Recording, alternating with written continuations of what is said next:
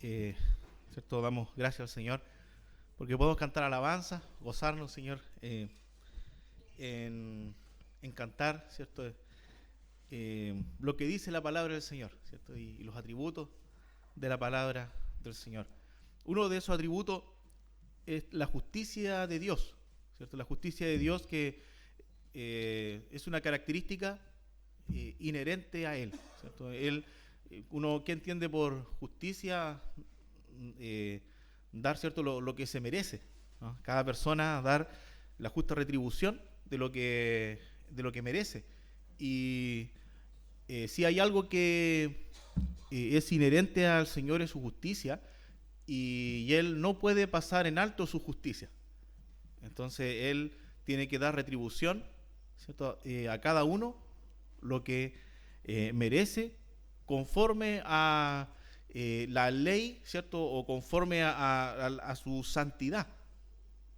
Lo que para nosotros, ¿cierto? Es bueno es que podemos eh, no en la misericordia del Señor, en su gracia, no recibimos la justicia de Dios, pero no fue gratis, ¿cierto? Sabemos que no es gratis la gracia de Dios, sino que alguien tuvo que satisfacer la justicia de Dios, que fue Cristo, ¿cierto? Y Él pudo satisfacer la justicia de Dios. Por eso nosotros no estamos bajo, podemos decir, la ira de Dios, ¿cierto? La mirada frente a Dios bajo su ira, porque Él debe aplicarnos, ¿cierto? La justicia, ¿ya? Que es propia de Él. Si no lo hiciera, entonces ya no habría justicia en Dios. Algo que no es indivisible a Él. Su santidad, su justicia, el amor, los atributos, es algo que no puede ser dividido de Dios, ¿ya? Y hermanos, lo que nosotros estamos viendo ahora en Apocalipsis capítulo 6 es una aplicación de juicio, ¿ya? De la justicia de Dios hacia el mundo incrédulo, hacia probar los moradores de la tierra. Así que aquí hemos estado viendo, ¿cierto?, algunos capítulos de Apocalipsis, y en el capítulo 6 está la apertura de los sellos que están cerrando este rollo, ¿cierto?, el libro, y vemos dentro de este capítulo la apertura, ¿cierto?, de los 6 sellos. Y bien, como decía nuestro hermano Guido, vamos a poner más énfasis, ¿cierto?, al tercer y cuarto sello, ¿ya? Que eso es lo del día de hoy, ¿ya? Así que quisiera que pudiéramos leer, ¿cierto? Ya se ha orado por la palabra, confiamos, ¿cierto?, en la misericordia del Señor, que podamos meditar conforme a su voluntad. Amén. Hermanos, quisiera que pudiéramos leer nuevamente del versículo 1 hasta el versículo 8 del capítulo 6 de Apocalipsis. Dice así: vi cuando el Cordero abrió uno de los sellos y oí a uno de los 4 seres vivientes decir como con voz de trueno: ven y mira. Y miré, y he aquí un caballo blanco, y el que lo montaba tenía un arco, y le fue dada una corona, y salió venciendo y para vencer. Cuando abrió el segundo sello, oí al segundo ser viviente que decía: ven y mira. Y salió otro caballo bermejo, y al que lo montaba le fue dado poder de quitar de la tierra la paz, y que se matasen unos a otros, y se les dio una gran espada. Cuando abrió el tercer sello, oí al tercer ser viviente que decía: ven y mira. Y miré, y aquí un caballo negro, y el que lo montaba tenía una balanza en la mano, y oí una voz de en medio de los 4 seres vivientes que decía: 2 libras de trigo por un denario, y 6 libras de cebada por un denario, pero no dañes el aceite ni el vino. Cuando abrió el cuarto sello, oí la voz del cuarto ser viviente que decía: ven y mira. Miré, y aquí un caballo amarillo, y el que lo montaba tenía por nombre Muerte, y el Hades le seguía, y le fue dada potestad sobre la cuarta parte de la tierra, para matar con espada, con hambre, con mortandad y con las fieras de la tierra. Así que, hermanos, dentro de lo que habíamos visto en el original, cuando se abren los sellos, Cristo abre los sellos y dice en la Reina Valera, ven y mira. No, la palabra y mira no está en los manuscritos más confiables, ¿ya? En realidad solamente hay una sola orden, dice ven. Si uno ve la Biblia de las Américas, en esa traducción dice ven, o sea, no está el y mira.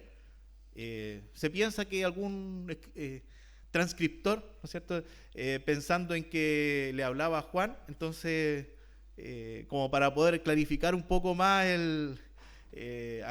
que leyera le puso y mira, pero en realidad cuando hay una orden y dice ven, ¿ya? Ya el enfoque no está en el apóstol que está viendo la visión, porque él está mirando y él nos acerca más a mirar. O sea, él está viendo lo que está sucediendo en ese momento y hay una orden que viene de los seres vivientes, que eso se describe en el capítulo 4, ¿se acuerdan que lo vimos? Que hay 4 seres vivientes alrededor del trono de Dios y uno de los seres vivientes da una orden. Eso es soberanía del Señor. Sabemos que ya ellos están también bajo el poder de Dios, ¿cierto? El que está sentado en el trono. Y da la orden y dice, ven. ¿Y a quién le dice ven? Al jinete que viene en el caballo. Entonces, hermanos, nos está hablando de que todo lo que va a pasar está dentro de la soberanía del Señor, dentro de los tiempos del Señor. Dios sabe, ¿cierto?, cuándo va a ser el momento en que esto va a suceder. Cuando van a ser los castigos sobre la tierra. ¿Qué castigos? ¿Cuándo? ¿Cómo? Ya, esto es una soberanía de Dios. Y Él dice, ahí está la orden, ven. Y entonces la orden es hacia el jinete, ¿cierto?, que va en el caballo, ¿ya? Y repasando un poco lo anterior, hermanos, vimos de que el jinete del caballo blanco, ¿ya?, que algunos comentaristas dicen que podría tratarse de Cristo, no hay ninguna posibilidad que sea Cristo aquí, ¿ya? Cristo viene en un caballo blanco, pero en el capítulo 19, ¿ya? Él ahí viene, ¿cierto?, en gloria y majestad, ¿ya?, en su segunda venida. Pero acá, ¿cierto?, hay un caballo blanco como el que usaban los emperadores, ¿no es cierto?, para situaciones, ¿cierto?, reales, ¿no es cierto?, cuando venía, ¿cierto?, un emperador a presentarse, venía con un caballo blanco, ¿ya? Entonces aquí hay alguien que viene a gobernar, y el que lo montaba dice que tenía un arco, está sin flecha, eso es cierto, es un arco pelado, ¿no es cierto?, no tiene flecha, ¿ya? Y que le fue dado una corona, pero la palabra corona aquí, en el original, bueno, según los comentaristas, ¿no es cierto?, hay hermanos que son estudiosos, ¿cierto?, son doctores en teología, ven el tema de los idiomas originales, es la palabra estéfanos, ya que es una corona que se le daba a los competidores, a los que competían en atletismo, ¿no es cierto?, y le daban una corona que vimos en los Juegos Olímpicos, ¿no es cierto?, de Atenas, que le colocaban una de olivos aquí, ¿ya? No es una corona de rey. Quien usa corona de rey es Cristo el Señor, ¿ya? Pero el estéfanos es esa corona que es un reconocimiento, y le es dada esta corona a este ser que ve en la visión, y dice que salió venciendo y para vencer, o sea, se le dio potestad de que venciera, y al parecer sin guerra, porque no tiene flecha. Es, ¿cierto?, un gobernante que va a ser convincente, y es un parecido a Cristo. ¿Se fijan? Es alguien que pareciera ser que es el Señor, pero no es Cristo. Así que, hermanos, vamos a también, así como vamos a ir repasando, viendo los paralelos, porque nuestro Señor habló del tiempo, ¿cierto?, de la gran tribulación en Mateo 24. Así que le voy a pedir que podamos abrir Mateo 24 y dejen el dedito ahí, ¿cierto?, en Apocalipsis, ¿cierto?, para que podamos ver, ¿cierto?, algunos paralelos.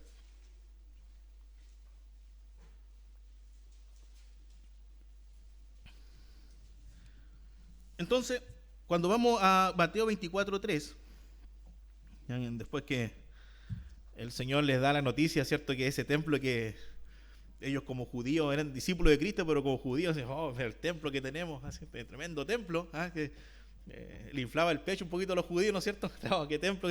Y Cristo le dice, ¿ves el templo? No va a quedar piedra sobre piedra de este templo. Después de esa noticia, ¿no es cierto?, que es como un balde de agua fría en ese momento, en el versículo 3, dice, y estando él sentado en el monte de los olivos, los discípulos, ¿no es cierto?, pensando en esto, dice, los discípulos se le acercaban aparte diciendo, dinos, ¿cuándo serán estas cosas? ¿Y qué señal habrá de tu venida y del fin del siglo?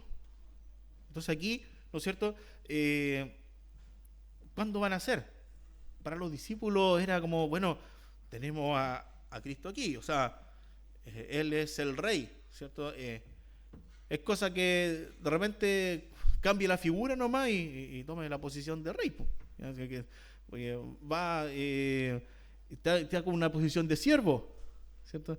Y predicando el reino, pero ellos pensaban de que el reino iba a ser en ese momento, ¿cierto?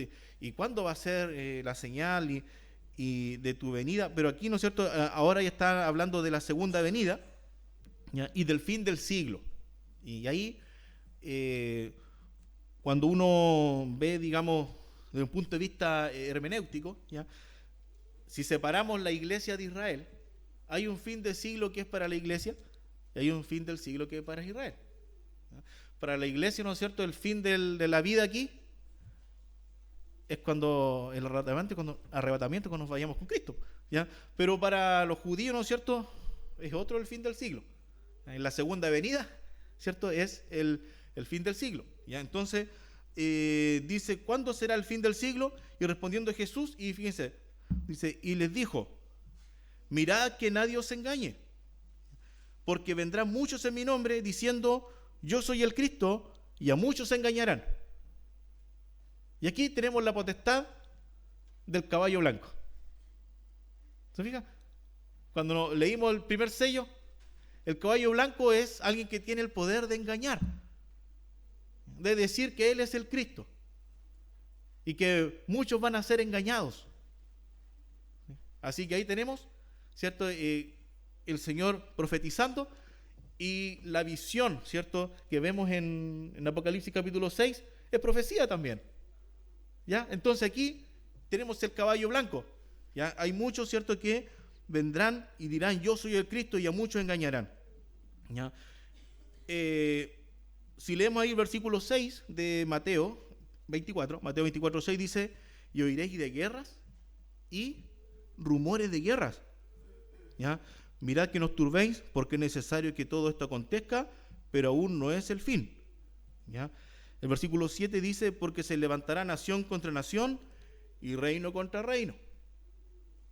Leemos hasta ahí, nos vamos a Apocalipsis capítulo 6, ¿ya? Donde tenemos el dedito, ¿no es cierto? Vamos a Apocalipsis capítulo 6, versículo 3, dice, y cuando abrió el segundo sello, oía al segundo ser viviente que decía, no es ven y mira, ¿no es cierto? Es ven, ¿no es cierto? El segundo ser viviente que está alrededor del trono da la orden. Y salió otro caballo bermejo, ¿cierto? O rojo, ¿ya? Que podríamos ver, ¿cierto?, el simbolismo de la sangre, ¿ya? En el color de ese caballo. ¿Ya? Y al que lo montaba le fue dado el poder de quitar de la tierra la paz y que se matasen unos a otros, y se le dio una gran espada. La espada tiene que ver con batalla. ¿Ya? Entonces, ahí, ¿no es cierto?, tenemos el desenvolvimiento del segundo sello. ¿Se fija? Ya cómo va el paralelo. Y nos vamos al versículo, podemos quedar en Apocalipsis, ¿ya?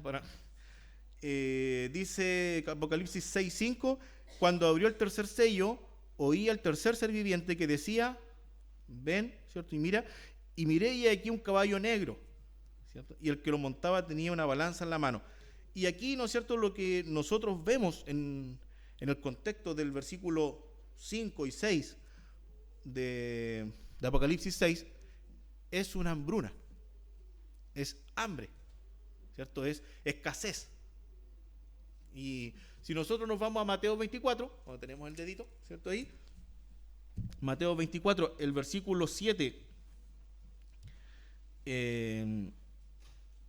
habíamos quedado, ¿cierto?, en la parte A del versículo, que se levantará nación contra nación y reino contra reino, y después dice, y habrá pestes y hambres y terremotos en diferentes lugares, y todo esto será principio de dolores.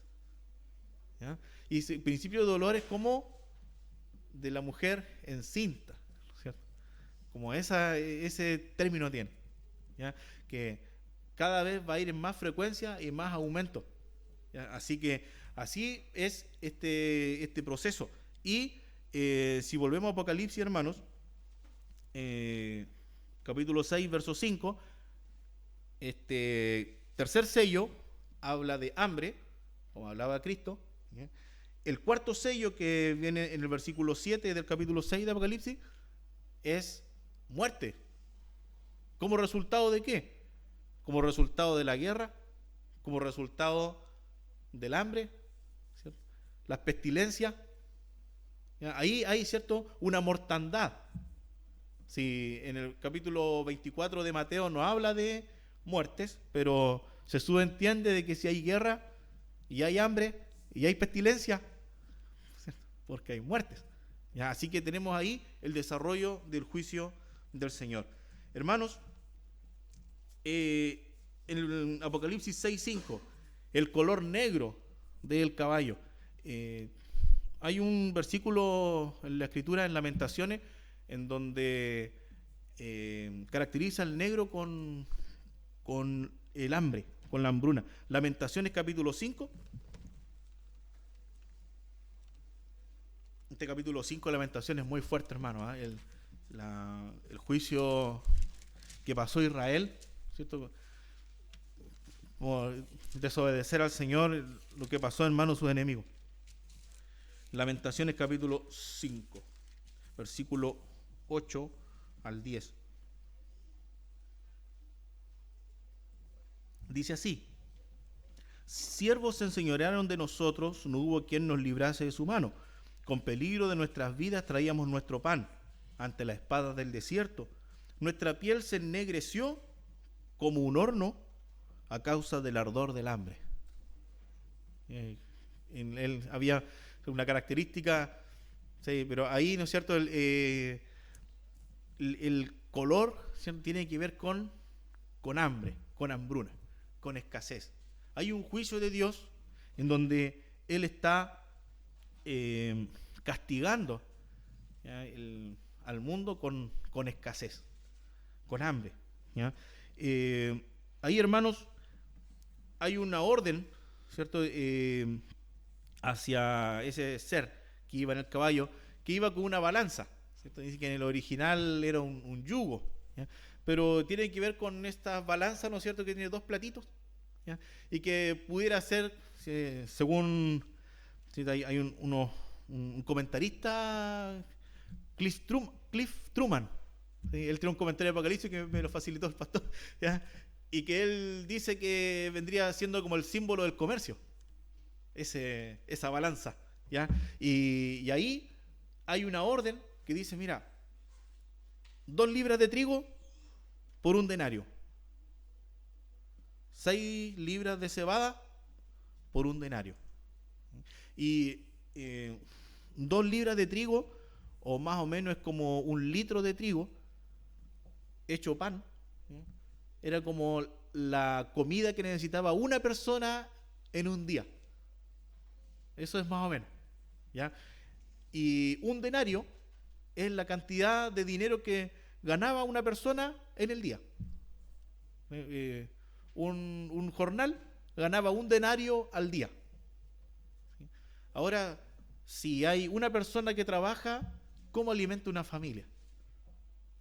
Si lo que trabaja en el día alcanza para que coma él. Eso es lo que está diciendo aquí. ¿Se fija? Es un momento de escasez. Según un comentarista, que es Francisco Lacueva, ¿ya?, dice que en un momento, ¿sí?, tiempo normal de economía, 1 denario debería alcanzar para 24 libras de trigo. Pero aquí, ¿no es cierto?, la medida, ¿cierto?, que le da es que 2 libras nomás con un denario. O sea,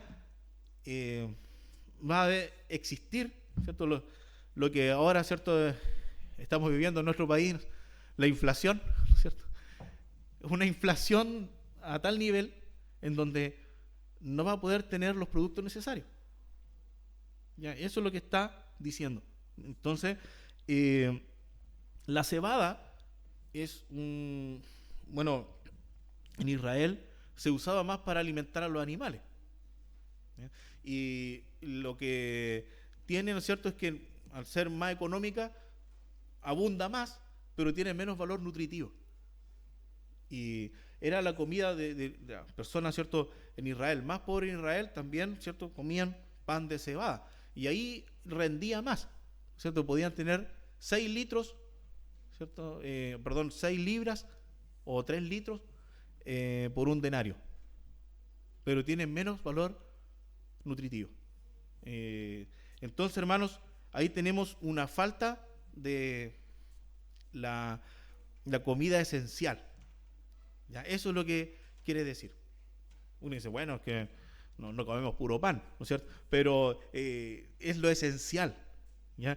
Hermanos, y hay 3 cosas que vamos a ver algunos versículos que en la Biblia, bueno, quizás por la dieta de la zona, ¿cierto?, bíblica, hay 3 cosas que se mencionan en la Biblia, ya, como parte de la dieta, que es el trigo, el vino y el aceite, como cosas básicas de la canasta, se puede decir, ¿ya? Así que quiero invitarle a que leamos algunos ejemplos. Deuteronomio 7:13.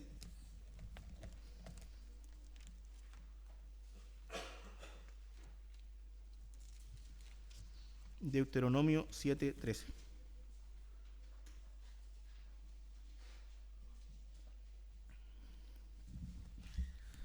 Bueno, las bendiciones de la obediencia, ¿ya?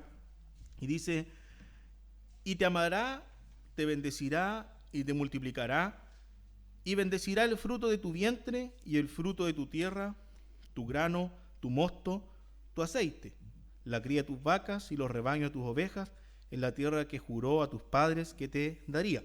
Así que ahí tenemos, ¿cierto?, nombrado el grano, ¿cierto?, tiene que ver con el trigo, el mosto, tiene que ver con el vino, y el aceite. ¿Ya? En Deuteronomio 11:14, igual.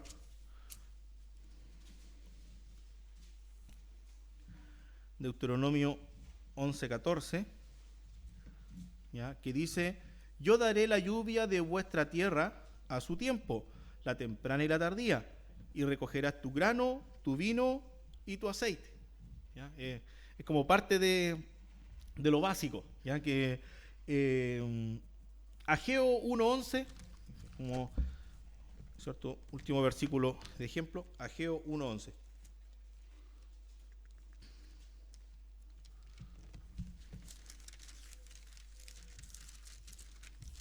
Uh-huh. 1:11 dice así, y llamé la sequía sobre esta tierra y sobre los montes, sobre el trigo, sobre el vino, sobre el aceite, sobre todo lo que la tierra produce, sobre los hombres y sobre las bestias y sobre todo trabajo de manos. Así que ahí tenemos nombrado ya lo, ¿cierto? Dentro de la comida, ¿cierto?, en estas tierras, ¿ya? Y lo que a uno le llama la atención es que la orden que recibe el ser aquí que está en el caballo negro, dice, ya, 2 libras de trigo por un denario, ¿cierto? 6 libras de cebada por un denario, o sea, súper caro, no alcanza para una familia, mucha escasez, pero no toques el aceite y el vino. ¿Sí? Y uno queda como, llama la atención, pero el aceite, claro, si bien era usado para cocinar, ¿no es cierto?, no es lo esencial. Es como si quisiéramos hacer pan y tuviéramos solo la sal. Tuviéramos la sal y el agua, nos falta la harina. Lo que es esencial, las personas no van a no van a vivir comiendo aceite, ¿ya? O del vino, ¿cierto? Sino que es el trigo, es la cebada, o es, ¿cierto?, los alimentos esenciales los que van a escasear. Ahora, por otro lado,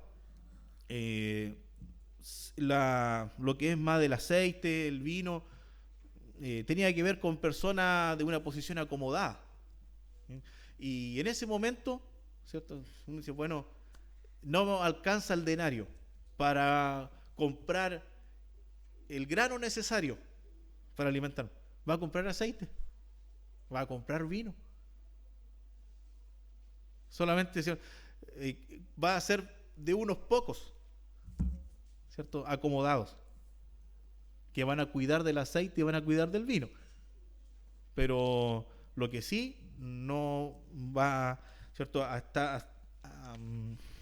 haber una disposición de lo esencial para poder alimentarse. Así que, hermanos, hay, ¿cierto?, un comentario, bueno, igual del pastor Truman, ¿cierto? Él, ¿cierto? De repente la pronunciación, pero le decimos Truman, ¿no? El mundo incrédulo sufre esa penuria a causa de su materialismo e indiferencia espiritual. Uno pudiera decir, bueno, hoy en día es tan fácil caer en el materialismo, ¿no? Y irse en pos de nuestros trabajos y abandonar al Señor.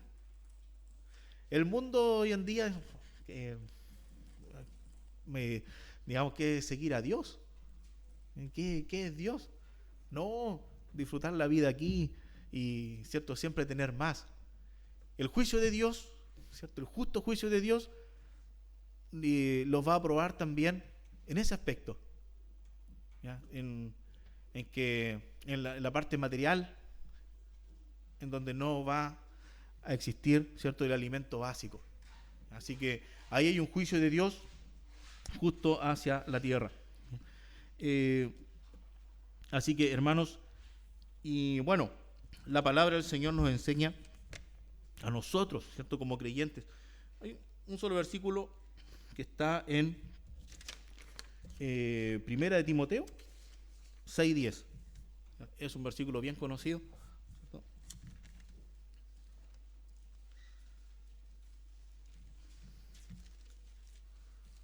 Primera de Timoteo 6:10.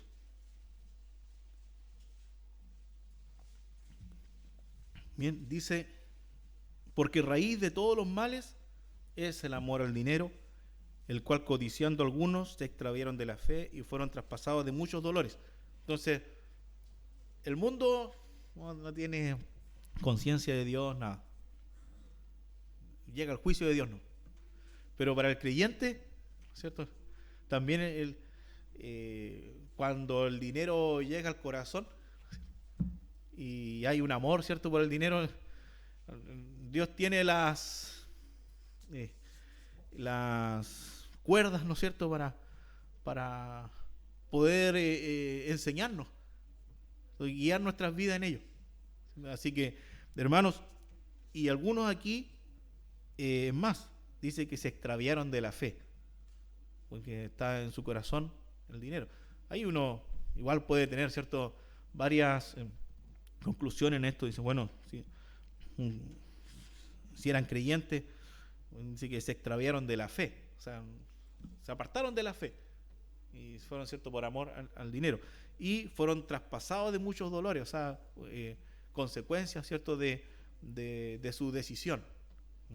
Entonces, el Señor, ¿cierto?, nos da la provisión, nuestros trabajos y todo, y vemos, ¿cierto?, que bueno, el Señor es quien debería estar en nuestro corazón, y todo, ¿cierto?, es cierto, dado por Dios. No podemos perder esa perspectiva, ¿ya? Así que aquí hay un juicio de Dios a la tierra, ¿cierto?, que ataca podríamos decir, al bolsillo del mundo, ¿cierto? Y a las necesidades básicas hasta ese punto del mundo entero. Hermanos, en cuanto al cuarto sello, vamos a ir a Apocalipsis capítulo 6, verso 7. Apocalipsis capítulo 6, verso 7. Dice así: cuando abrió el cuarto sello, oí la voz del cuarto sello viviente que decía, ven, ¿cierto? Y mira, que eso está agregado ahí. Y miré, ¿cierto? Miré, y aquí un caballo amarillo. Y ahí nosotros a veces al leer amarillo, nos imaginamos un amarillo, ¿cierto? No sé, como más fuerte, ¿no es cierto? Un amarillo más, o quién puede decir, no sé, como un pato así. Pero los comentaristas igual hablaban que en el original era más la palabra cloros, como de ahí donde viene el término clorofila, ¿ya? Es como podríamos decir verdoso. Y si uno pudiera hilar más fino, podríamos decir como un amarillo verdoso. Y el color más al que se refiere a este caballo es el color de un cadáver. ¿Ustedes han visto, cierto? Una persona, un cadáver, que tiene una coloración pálida, cierto, amarilla, verdosa, es el color del caballo. Por eso está hablando de la muerte, ¿ya? Y el jinete, ¿cierto?, recibía el nombre de muerte, ¿cierto?, o la muerte, ¿ya? Y le seguía, ¿cierto?, su compañero, el Hades, y allí está personificando, ¿no es cierto?, de alguna manera, ¿cierto?, la muerte, el Hades, y lo que era el efecto que hacía la muerte, lo recibía el Hades, ¿ah? Como que están juntos ahí, ¿ya? El Hades, ¿cierto?, es dentro del concepto griego, es el lugar en donde están los muertos, ¿ya? Y si nosotros nos vamos a Apocalipsis capítulo 20, ¿no? 20, sí, versículo 13, ¿ya? Apocalipsis 20:13 dice así, si busqué, ¿cierto? Porque ellos responden por los muertos que habían en él. Dice, y el mar entregó los muertos que habían en él, ¿ya? Y dice, y la muerte y el Hades entregaron los muertos que había en ellos. ¿Fija? Ahí tienen que dar cuenta de ello, ¿ya? Y fueron juzgados cada uno según sus obras. Y ese cada uno tiene que ver con los muertos, ¿cierto? Cada alma, ¿cierto?, es juzgada según sus obras. Así que ahí entregan, ¿no es cierto?, los muertos que habían en ellos, ¿ya? Así que ahí tenía por nombre la muerte, y el que lo seguía el Hades, ¿ya? Y que le fue dada potestad sobre la cuarta parte de la tierra.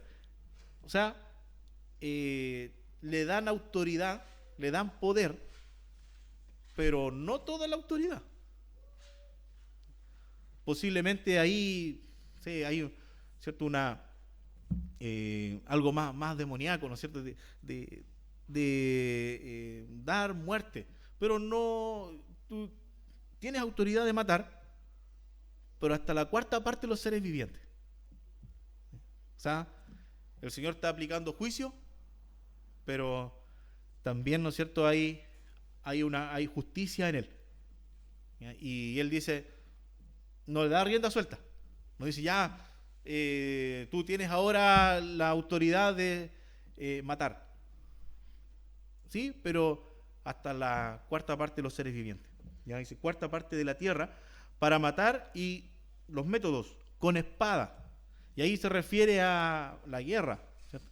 Si bien la espada es un elemento, ¿cierto?, mortal, ya que en el tiempo del apóstol, claro, era el instrumento de guerra, ¿no es cierto?, más común. Hoy en día hay muchos más instrumentos de guerra. ¿Qué tememos hoy en día? Porque cuando empieza a haber desacuerdos entre potencias mundiales, que haya una guerra atómica. ¿Qué tememos hoy en día? Que haya una gran mortandad, ¿no es cierto?, por armas, ¿cierto?, de destrucción masiva. pero aquí no es cierto, la espada tiene que ver con guerra, ¿ya? Con hambre, o sea, métodos, ¿ya? Con mortandad, que tiene que ver con pestilencia, tiene que ver con enfermedades, ¿ya? Y ahí, ahora si uno va, ¿no es cierto?, a las consecuencias de lo que está diciendo Apocalipsis, empieza primero con un gobernante engañador, ¿cierto? Segundo, con guerras. Consecuencia de la guerra, viene el hambre. Consecuencia de la guerra, vienen las pestilencias. Consecuencia de la guerra, viene la muerte. Consecuencia del hambre, la muerte. Consecuencias de enfermedades, la muerte. Va todo, ¿no es cierto?, enlazado, y lo que es peor es que el Señor en Mateo 24 dice: el principio de dolores no va. El juicio sigue. ¿Fija? Hermanos, para poder matar. Y bueno, aquí hay una parte, en lo último dice: con las fieras de la tierra. Me encontré con dos opiniones distintas de doctores de teología, así que ahí, para poder decir las dos, usted ahí verá con cuál de las dos se queda. ¿Ya? Porque, bueno, tenemos, bueno, dentro del original, en la traducción que tenemos en Reina Valera, hay una preposición, dice con espada, ¿ya? Con hambre, con mortandad y con las fieras, traduce todo igual. En la Biblia de las Américas igual lo estuve mirando, igual, se traduce igual, todo igual, ¿ya? Pero el original, la preposición cambia en el último, porque se puede traducir con, en lo que es la espada, el hambre y la mortandad, pero en las fieras se puede traducir mejor como por, porque cambia la preposición en el original y cambia a por. Entonces ese por ha dado, digamos, ¿cómo poder decirlo?, una variante dentro de las interpretaciones, ¿ya? Y es por eso que igual se las quiero exponer, ¿ya? Porque obviamente la idea es poder, ¿cierto?, entregar en este caso la información de las dos variantes. Una variante es la que dice el doctor Lacueva, Francisco Lacueva, ¿ya? Que dice que en base de que como dice por, ¿ya?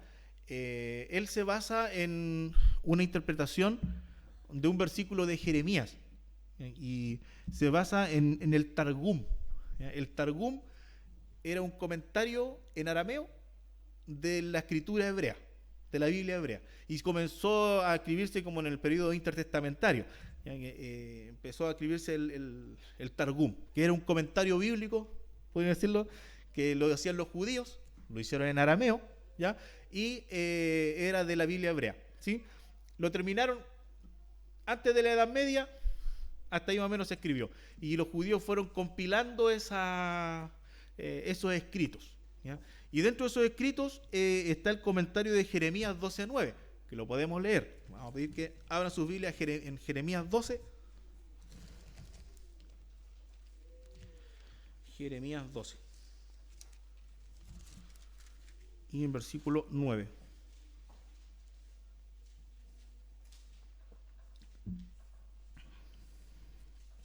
Ya, que aquí comienzan estos versículos el profeta a hablar en un sentido más figurado, ¿ya? Entonces, dice, versículo 9: es mi heredad para mí como ave de rapiña de muchos colores, no están contra ella aves de rapiña en derredor. Venid, reunidos vosotras todas las fieras del campo, venid a devorarla. Cuando habla en esto, las aves de rapiña son las naciones. Está hablando en un sentido figurado el profeta, ¿ya? Y él se refiere a las naciones que quieren venir, ¿cierto?, a su heredad, ¿cierto?, que entiendo yo que es su pueblo, ¿cierto?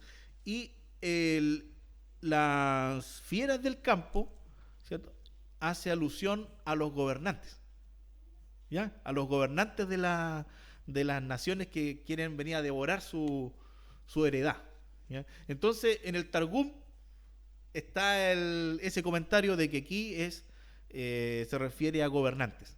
Entonces, dentro del doctor La Cueva señala de que cuando dice, bueno, al cuarto ser vas a matar, ¿no es cierto?, con espada, con hambre, con mortandad y con las fieras, ¿cierto?, del campo, que se refiere a gobernantes poderosos que van a producir más guerra, más batalla, más muerte.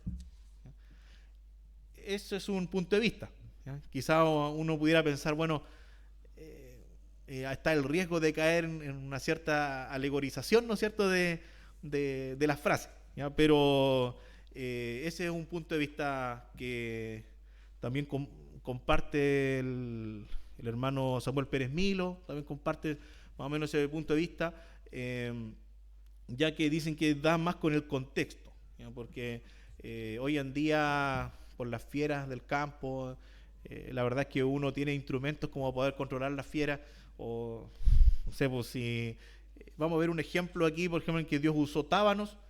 Quizás hoy en día hay venenos para los tábanos y etcétera, pero que se podría controlar mejor. Entonces, dentro del contexto del libro en sí, del Apocalipsis completo, pudiera ser más entendido como fieras del campo, como gobernantes, ¿ya? Y tenemos otro punto de vista del doctor Carballosa, Evis Carballosa, que él lo toma literal. No importa que cambie de preposición, si dice fieras del campo, fieras del campo. Digamos, el Señor pone en autoridad, digamos, a estos jinetes, digamos, este espíritu, digamos, para matar, inclusive utilizando fieras del campo. Y hay ejemplos también bíblicos de esto. Números 21:6, ¿ya? Aquí el Señor usa serpientes. ¿Por qué no puede usar serpientes, no es cierto, en gran número para que haya mayor mortandad? ¿Sí? Ese es el tema. Número 21:6. Sí.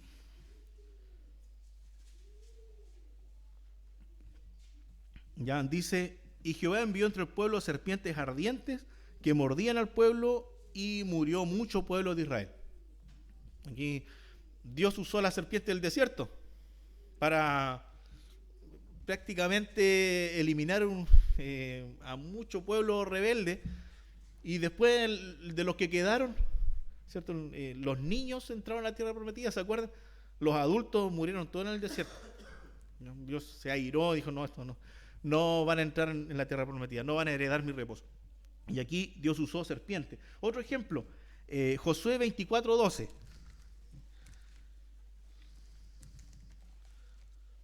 De repente uno anda paseando por ahí, lo molesta un tábano, ¿no es cierto? y pensar que el Señor utilizó estos bichitos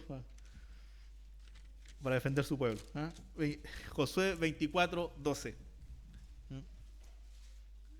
¿Ya? Dice: y envié delante de vosotros tábanos, los cuales los arrojaron de delante de vosotros, esto a los 2 reyes de los amorreos, no con tu espada, ni con tu arco. Sí, qué fácil es luchar así, ¿no? voy a pelear. ¡Ay! Y resulta que estaban todos los despojos ahí, se habían ido, estaban hasta acá con los tábanos. ¿Cierto? Qué fácil es luchar así. Pero el Señor, ¿cierto?, hasta de esa manera luchaba por su pueblo, y Él utilizó los tábanos, ¿cierto? Quizás una plaga de tábanos que no salió arrancando. Sí, pastor.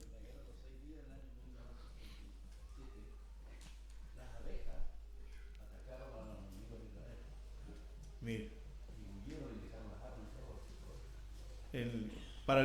bueno, cuando nos escucha nuestro pastor, ahí nos comenta de que para la guerra de los 6 días, ¿sí?, abejas atacaron a los enemigos de Israel y huyeron los enemigos. Sí, bueno, Porque uno puede decir, no, bueno, si hoy en día igual hay insecticida, pero no sabemos cómo el Señor puede utilizar, ¿cierto?, los animales, los insectos. ¿Sí? Así que, hermanos, Segundo de Reyes 2.24. Segundo de Reyes 2.24.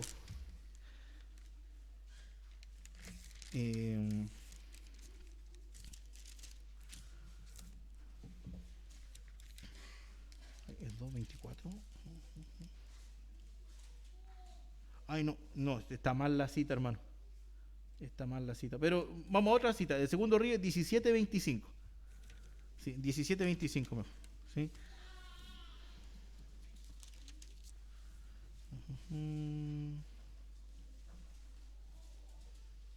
Y no existen un poco. El Segundo Reyes, perdón. No, yo me equivoqué, entonces estaba en Primero de Reyes. A ver si es 2.24 ahora. ¿Sí? Es donde está la historia de Eliseo, ¿no? Sí, ahí está. Sí, es Segundo de Reyes, hermano, 2.24. Yo estaba un poco perdido, ¿ya? Pero aquí, ¿no es cierto? Eliseo, o el profeta Eliseo, maldice a unos estudiantes de escuela de profetas. Había escuela de profetas en ese tiempo, ¿ya? Y estos eran estudiantes, no sé,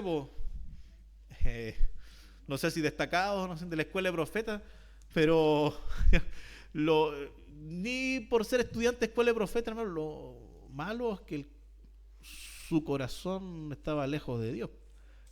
Su vida no eran rectas ante Dios, ¿sí? Porque se burlan de un profeta de Dios. O sea, ahí uno le llama la atención, porque es como, bueno, viene uno de la escuela de profetas, ¿no es cierto?, a burlarse de un profeta de Dios. No puede ver la autoridad de Dios en el profeta.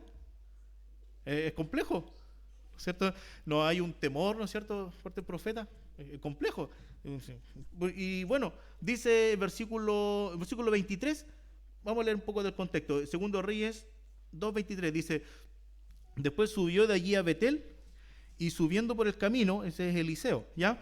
Salieron unos muchachos de la ciudad y se burlaban de él, diciendo: calvo, sube, calvo, sube. Y mirando él atrás, los vio y los maldijo en el nombre de Jehová. Y salieron 2 osos del monte y despedazaron de ellos a 42 muchachos. Es un profeta del Señor. O sea, no tener, digamos, ¿cierto?, el concepto de decir, bueno, es una autoridad de Dios, ¿cierto? No es idolatrarlo, sino que el concepto de tener hay una unción de Dios en el hombre, ¿sí? Es porque el corazón estaba lejos, ¿cierto? Así que en ese sentido, ¿no es cierto? Igual para nosotros el Señor dice: someteos uno a otro en el temor del Señor, ¿cierto? Bueno, quizás, bueno, hay pastores presentes aquí, pero si alguien da en contra de pastores sin temor del Señor, ¿me entiendes? Ese asunto es un poco contraproducente también. Uno lo compara un poco a estos muchachos que voy a un profeta que tenía la unción de Dios, yo voy a llegar y decirle, bueno, según el contexto del comentario de MacArthur, que le estaban pidiendo que subiera como había subido Elías. Y eso le estaban diciendo. O sea, en el fondo igual menospreciándole. ¿Ya? Así que, pero me salí del tema porque el tema era el ejemplo de los osos, ¿ya? Así que, hermanos, 17:25 de Segundo de Reyes. Me salí del tema, hermano. Pero los osos era el tema. Que Dios puede utilizar las fieras del campo, ¿cierto? 17:25. Dice así. El Segundo de Reyes. Dice: y aconteció al principio, cuando comenzaron a habitar allí, que no temiendo ellos a Jehová, envió Jehová contra ellos leones que los mataban. El Señor, según el comentario del doctor Carballosa, dice que como va a existir una gran mortandad, la cuarta parte de la población va a morir, va a existir más asolamiento. Y por ello que lleguen más fieras del campo. Igual nosotros lo vimos aquí un poco en Chile, ¿no? Cuando estábamos en la pandemia. ¿Se acuerdan que estaban por la televisión que llegaba a la casa los pumas? ¿Se acuerdan? Porque estaba toda vacía las calles. Sino, ahí, digamos, quizá uno pudiera darle una cierta razón. ¿Ya? Pero hermanos, frente a todo esto, ¿ya? Dios va a utilizar y va a juzgar la tierra. ¿Qué queda para nosotros? Un poco de aplicaciones. El mundo, ¿cierto?, va a ser castigado por el abandono de Dios. Apocalipsis 3:10. Apocalipsis 3:10 dice así, ¿ya? Una promesa hacia la iglesia, ¿no es cierto?, por haber sido constante. Apocalipsis 3:10. Por cuanto has guardado la palabra de mi paciencia, yo también te guardaré de la hora de la prueba que ha de venir sobre el mundo entero, para probar a los que moran sobre la tierra. Y aquí, ¿cierto?, él no está guardando, yo te voy a guardar de la prueba del mundo. No, es más que eso. Te voy a guardar del tiempo de la prueba, de la hora de la prueba, del periodo de tiempo de la prueba. No vas a estar aquí. Es una promesa al Señor, porque el Señor está diciendo va a venir un tiempo de prueba para el mundo entero, pero yo te voy a guardar de ese tiempo. No va a estar en ese tiempo, ¿ya? Eso, ¿cierto?, es lo que nosotros, ¿cierto?, confiamos en el Señor, porque lo que leemos, ¿cierto?, vamos en el cuarto sello nomás, hermanos, ¿ya? Todavía faltan las trompetas, las copas, y lo que leemos es terrible. Pero el Señor, ¿cierto?, dice que a su iglesia no va a estar acá. Nosotros tuvimos en el tema anterior, ¿cierto?, el concepto del día del Señor. Si es que la iglesia no está en el día del Señor, eso ya, ¿cierto? Sabemos que no está en el día del Señor, pero ¿cuándo empieza el día del Señor? Según nuestra concepción, ¿no es cierto?, es que el tiempo de la gran tribulación es parte del día del Señor, o sea, la iglesia no debería estar ahí, ¿ya? Y si nosotros nos vamos a 2 Tesalonicenses, vamos a estar un poco en Tesalonicenses.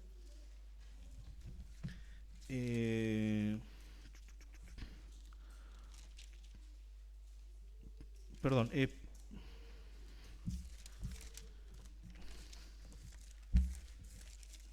Vamos a ir a... Es 1 Tesalonicenses, hermano. 1 Tesalonicenses. ¿Ya? Capítulo 5, que dice: pero de los tiempos y de las ocasiones no tenéis necesidad, hermano, de que yo escriba, porque vosotros sabéis perfectamente que el día del Señor, que es de juicio, ¿no es cierto?, un periodo de juicio, ya habíamos hablado de eso, ¿cierto?, que no es un día de 24 horas, ¿cierto?, que es un periodo de juicio, dice: vendrá así como ladrón en la noche, que también habíamos hablado que el término ladrón en la noche significa juicio repentino, ¿ya? Aquí no está el arrebatamiento de la iglesia, la expresión como ladrón de la noche es una expresión de juicio, ¿ya? Que cuando digan el pronombre, ¿cierto?, ¿cómo se llama? El ellos, ¿no es cierto? Cuando digan, ahí no se cuenta ni él, ni cuentan los hermanos, no está la iglesia ahí. Los otros, ¿cierto?, los que no son iglesia, ¿cierto?, los impíos, dice: digan paz y seguridad. Ahí podemos ver el ministerio del caballo blanco, ¿cierto?, que viene a engañar. ¿Se fija? Que viene a ofrecer paz y seguridad. Yo soy el que el mundo espera. Y aquí dice: cuando digan paz y seguridad, entonces ¿qué? vendrá sobre ellos destrucción repentina y no escaparán como los dolores de la mujer encinta. Perdón, como los dolores de la mujer encinta y no escaparán. Y aquí, ¿no es cierto?, los juicios del Señor. Pero ¿qué pasa con la iglesia? En el mismo la misma carta, 1 Tesalonicenses 1:10, hermanos, dice: y esperar de los cielos a su Hijo, al cual resucitó de los muertos, a Jesús, quien nos libra de la ira venidera. Porque el periodo de gran tribulación es un periodo de manifestación de la ira de Dios hacia el mundo. Ahora, aquí, ¿no es cierto?, habla de ira venidera. Uno puede tener como varias concepciones, ¿cierto? Será del tiempo de tribulación, será, al parecer, ¿no es cierto?, la concepción que de aquí de ira venidera es la ira eterna de Dios. Eso es ira venidera en este contexto del versículo, ¿ya? Que la salvación de Dios, ¿cierto?, o el rescate que hizo Cristo por nosotros, nos libra de la condenación eterna, de la ira eterna de Dios. Pero también nosotros podemos, no sé si cómo poder decirlo, estirar un poco más el versículo, ¿cierto? Así, bueno, si el periodo de la gran tribulación es un periodo de la ira de Dios, y nosotros estamos libres de la ira venidera, de la ira eterna de Dios, ¿por qué tendríamos que estar también bajo la ira con el mundo? ¿Me entiendes? Porque ya no estamos sujetos a ira, porque Dios fue quien pagó, ¿no es cierto?, quien dio el precio de la ira de Dios que estaba sobre nosotros. Así que ya, digamos, si uno dice, bueno, obviamente aquí en este versículo habla de la ira eterna, pero somos salvos de toda ira, porque cuando Dios nos ve, Él no nos ve a nosotros, sino que ve una vestidura sobre nosotros, que es Cristo. Entonces, nos ve como justos, pero no porque seamos justos. Nos ve sin pecado, pero no porque seamos sin pecado, sino que porque el Señor, ¿no es cierto?, la justicia de Cristo se nos imputa a nosotros. Entonces, somos salvos, ¿cierto?, de toda ira. Hay otro versículo, 1 Tesalonicenses 5,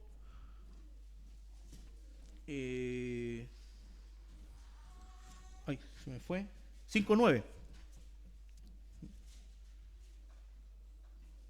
Dice así, 1 Tesalonicenses 5:9: porque no nos ha puesto Dios para ira, sino para alcanzar salvación por medio de nuestro Señor Jesucristo. Claro, aquí uno podría decir, más fuertemente habla de la salvación, ¿cierto?, de la ira eterna, pero en el capítulo 5 comienza a hablar del día del Señor, que es un día de juicio y de ira de Dios. Y después dice, bueno, ustedes no son de la noche para que el día, ¿cierto?, le sorprenda como ladrón en la noche, sino que son hijos del día, y después Dios no nos ha puesto para ira. Y en ese sentido, hermanos, podemos tener, dar las gracias al Señor, ¿cierto?, que podemos leer esto en Apocalipsis, que es profecía del Señor, y verlo desde galería, ¿cierto?, pudiéramos decirlo de una manera coloquial. Esto va a pasar con el mundo, pero los que están en Cristo están libres de la ira de Dios. ¿Amén? Así que eso, ¿cierto?, dan las gracias al Señor. Y lo otro es que nada pasa, ¿no es cierto?, sin que Dios lo permita. La soberanía de Dios. Caballo amarillo, vas a salir, pero tu función vas a matar de esta manera. Solo la cuarta parte. Caballo negro, tu función va a ser producir hambre, pero no vas a tocar esto, vas a hacer lo otro. La soberanía del Señor, incluso en el juicio, ¿ya?, siempre va a estar el dominio de Dios. Ya no, lo peor, ¿no es cierto?, que podría pasar es que Dios se desentendiera totalmente de la tierra cuando sea el momento de la gran tribulación, ¿no? Pero no es así, sino que hasta en eso, si Dios va a aplicar juicio, es bajo su justicia, ¿cierto? No podemos discutirle eso a Dios, no podemos discutirle el cómo ni el cuándo, pero sí podemos ver, ¿no es cierto?, que Él es justo, ¿ya? Y aplica su justicia a la medida, ¿no es cierto?, conforme al agravio de su ley. Amén. Hermanos, oremos al Señor. Dios santo, estamos, oh Dios, hemos estado, Señor, detenidamente viendo de estos sellos y, Señor, poder ver que si bien hoy en día hay, Señor, terremotos, hay pestilencia, hay hambre, Señor. Hoy en día en el mundo hay guerras, cuánto sufrimiento. Oh Dios, vemos, Señor, la maldad, cuánto individualismo, cuánto egoísmo, Señor. Cuánto, Dios, de guerras por motivos que uno pudiera pensar, ¿para qué personas, Señor, tienen que huir? Oh Dios, este tiempo va a ser mucho mayor, Señor. Y hoy en día podemos estar, Señor, asombrados, abrumados de la maldad. Y en este tiempo, Señor, va a salir quien está quitando del medio, Dios, y se va, Señor, a manifestar el anticristo, Señor. Oh Dios, nosotros te damos las gracias, Señor, y creemos, Señor, confiamos estar contigo, Señor, en ese momento. Oh Dios, sabemos, Señor, de que un día tú vas a venir por tu iglesia. Oh Dios, ayúdanos, Señor, a escondernos en ti, a ser, Señor, también agradecidos de que somos libres, Señor, de la ira eterna y de todo, Señor, juicio, y sin merecerlo, Señor. Oh Dios, te damos las gracias en esto y ayúdanos, Señor, también a poder vivir, Señor, conforme a lo que, oh Dios, tú nos has regalado. Señor, gracias te damos y bueno, sabemos que esto es palabra tuya, que se va a cumplir. Tal vez, Señor, hay cosas que no sabemos específicamente cómo lo vas a hacer, pero lo que sí sabemos es que tú lo vas a cumplir, Señor, porque es tu palabra. Te damos las gracias, Señor, por tu misericordia. En el nombre de Jesús. Amén.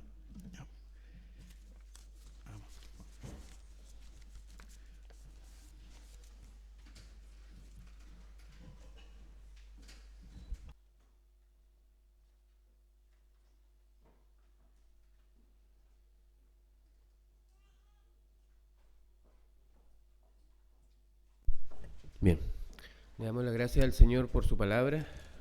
Gracias también al Señor por el hermano también que se prepara. Le voy a pedir a nuestros hermanos encargados de la ofrenda, hermano Alejandro.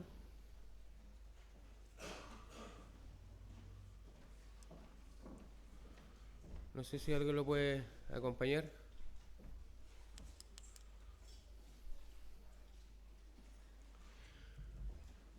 Mientras cantamos una alabanza.